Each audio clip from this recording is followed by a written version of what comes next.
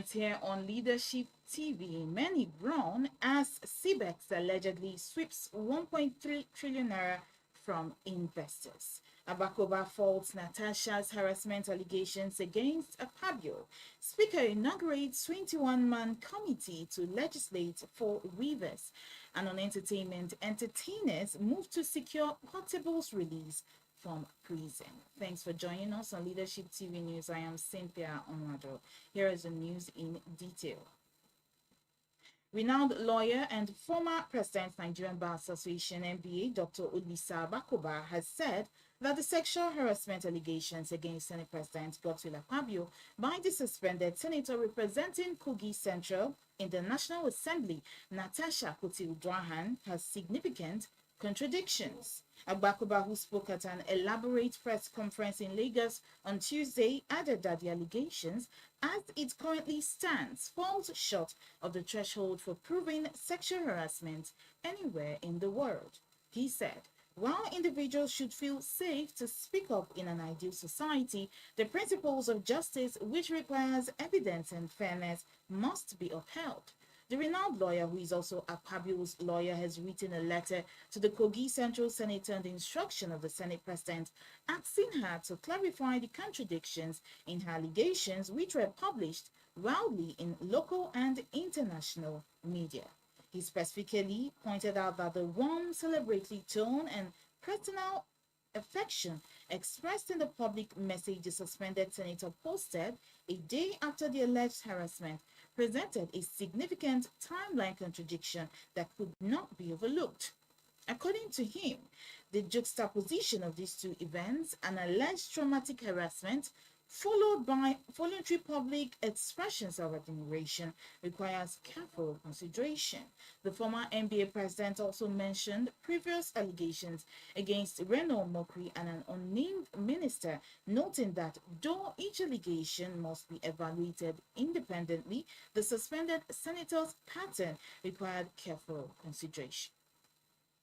Moving on now, a yet unverified number of Nigerians have been thrown into financial despair following the alleged collapse of CBEX, a digital investment platform accused of sweeping over 1.3 trillion naira from unsuspecting investors in what appears to be another massive Ponzi heist. Punch Online reported on Tuesday that several Nigerian women broke down in tears after reportedly losing millions of naira to CBEX. According to reports, the platform became inaccessible after users experienced difficulties withdrawing their funds. Many later discovered that their account balances had been wiped to zero. On X, reactions have poured in, painting a grim picture of the aftermath, but one cynical comment signaling previous experience with Ponzi schemes read, "Trust me, if another platform kicks off right after the CBEX collapse, Nigerians will still flood in." The level of greed, foolishness, and gullibility amongst you people needs studying. Adding a tone of sarcasm at King Leke 34 tweeted, "Don't cry, more Ponzi are coming."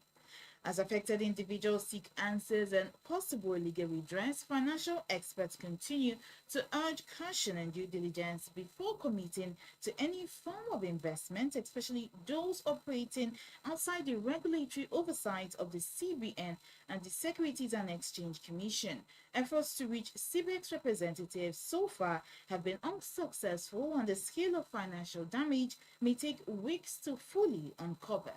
CBEX had positioned itself as a high-yielding investment platform, promising users a 100% return on investment within 1 month. Investments were made strictly in US dollars. Now, in other news stories, the Speaker of the House of Representatives, Right Honorable Tajudeen Abbas, is currently inaugurating an ad-hoc committee to legislate in place of the suspended River State House of Assembly.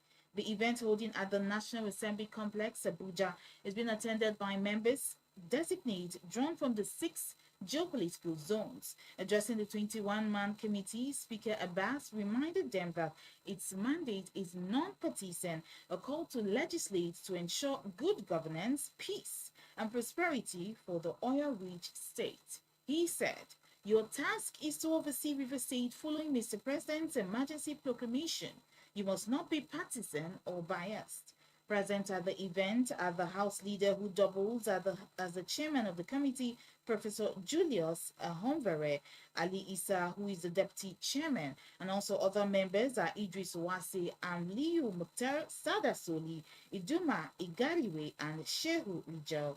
Others also include Wale Oke, Akarachi Amadi, Patrick Omo, and Issa Anka, James Faleke, amongst others.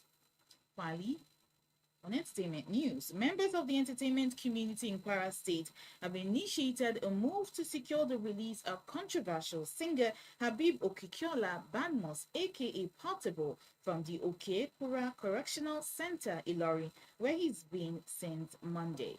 Portable, who was arraigned before an upper area court 1 Ilori, following a petition written against him by Fuji star Sahid Osuba, was sent to Okekura Custodial Center over his failure to meet his bail conditions as ordered by the court. However, the convener of the Kwara Talents Harvest, Ibrahim Paranti, confirmed to Leadership TV on Tuesday that entertainers in the state have already visited Portable at the correctional facility. We are making serious moves to get Portable out. Right now, we are trying to get in contact with Alhaji Said Osupa, believing he can lend his voice and influence to help resolve the situation, Paranti said. He called for calm among Portable's fans and well-wishers, assuring that constructive dialogue was ongoing to ensure a peaceful resolution of the thread between Portable and Osupa. That's all the news we have for you on Leadership TV. For more of our news stories, you can log on to our website, www.leadership.ng. Thanks for watching. Thank you for watching. For sponsorship and advert placements, please contact 080-3688-6158. Last Word Leadership Podcast Studio. You have the last word.